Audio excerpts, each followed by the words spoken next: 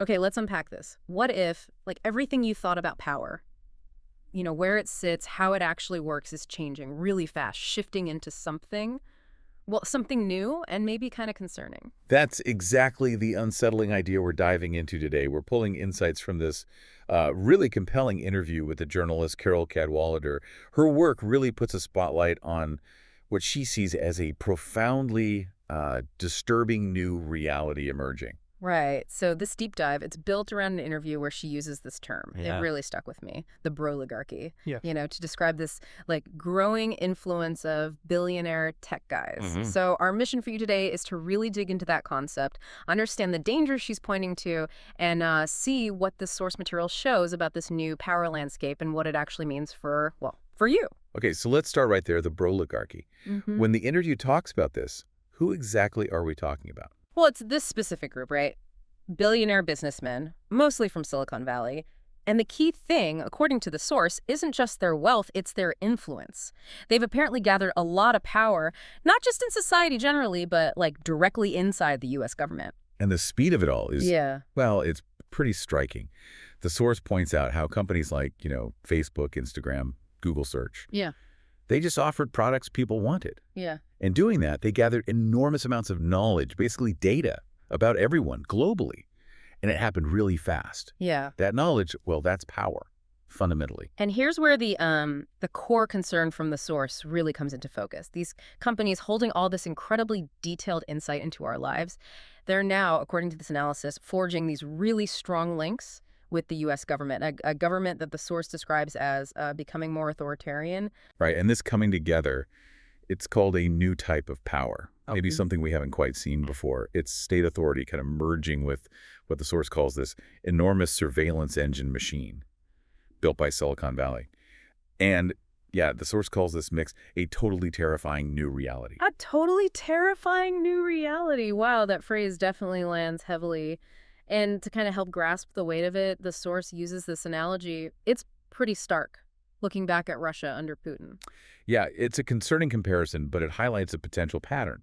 In Russia, you had Putin initially letting these business elites, the oligarchs, make huge fortunes, even if it wasn't exactly above board. The condition was basically, stay out of politics, don't challenge me. But that deal didn't hold, did it? No, not at all. The whole dynamic shifted. If they didn't fully toe the line later on, there's a serious crackdown. The source mentions examples like Mikhail Khodorkovsky, who opposed Putin and ended up exiled. And Boris Berezovsky, too, right? Died under, well, mysterious circumstances. Exactly. But while that Russian example gives us some, chilling context, the source really stresses a crucial difference with the U.S. situation. And this difference arguably makes this new alliance even more potentially dangerous. What's the key difference, then? It's absolutely vital at this point. Unlike the Russian business figures who were mostly just, running businesses separate from daily life, these U.S. tech companies are deeply, profoundly integrated into all of our lives. Their platforms, their services, they're not external. They're woven into how we talk, how we find information, how we exist day to day. Right. So the source is saying that when you tangle up an increasingly authoritarian government with this already existing machinery of a surveillance society, it's uniquely troubling. Because the surveillance capability is already there, it's kind of normalized in our daily habits. And the interview zooms in on one company in particular as a sort of prime example of this convergence, Palantir.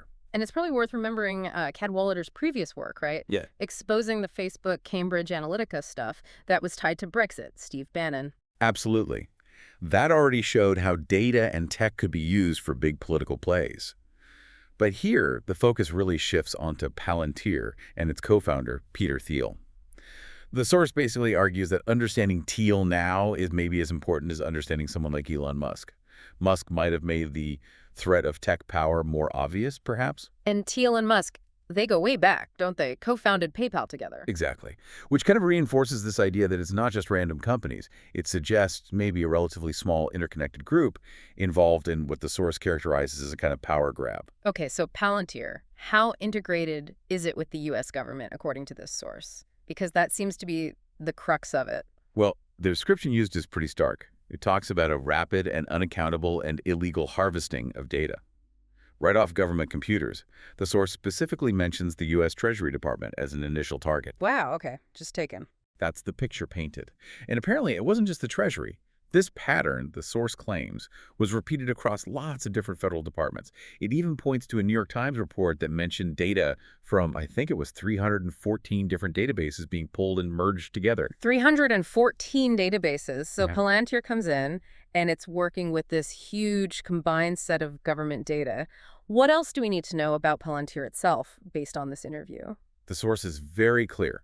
Palantir is a military contractor, and its tech, we're told, is used by the Israeli government for specific things. The source describes it as being used to find people, to profile them, to pick out targets, and to eliminate them. Okay. It explicitly mentions use in Gaza, Palestine. Okay.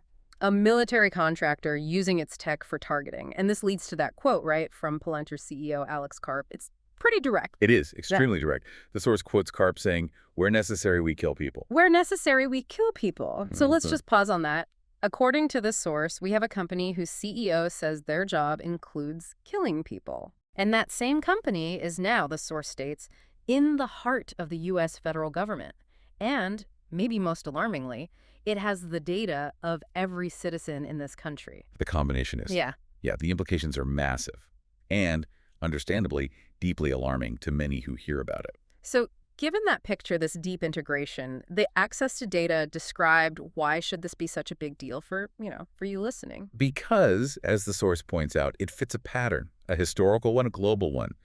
Authoritarian regimes, almost by definition, want as much information as possible about the people they govern. And the goal of gathering all that information, according to this analysis, It comes down to capability, really. The power to surveil everyone, to control populations, to find people they see as enemies, to target them, to punish dissent, and ultimately to silence opposition. It's about maintaining control. and the warning in the source is that this isn't theoretical. This process, using this new power structure, it's already started in the U.S., and it's apparently most visible, first, among the most vulnerable groups. Yes, exactly. It's described almost like a test case. The test case being who specifically? Immigrants and foreign students.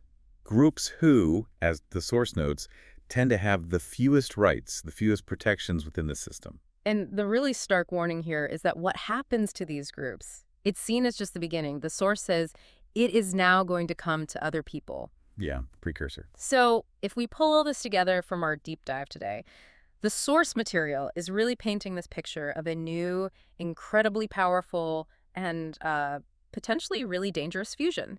State authority mixing with tech surveillance power. And Palantir is presented as a key example of this. Right. In this combination, it isn't just abstract theory. It's presented as having direct effects on fundamental rights, enabling huge surveillance, control, targeting, starting with those who can least fight back. But the implication is clear. Yeah. It's heading towards wider use. It really makes you stop and think, doesn't it, about the digital infrastructure we all rely on and who actually controls the information flowing through it. It definitely raises some fundamental questions about power in our, increasingly digital world. Who really holds the levers? Indeed. So, based strictly on the source material we've explored today, here's something to maybe turn over in your mind. What does it truly mean for the future of civil liberties when a military contractor, a company whose own CEO has stated, on the record, that their purpose includes killing people, becomes deeply embedded within your government's core data systems, holding the personal data of every single citizen? Something to ponder.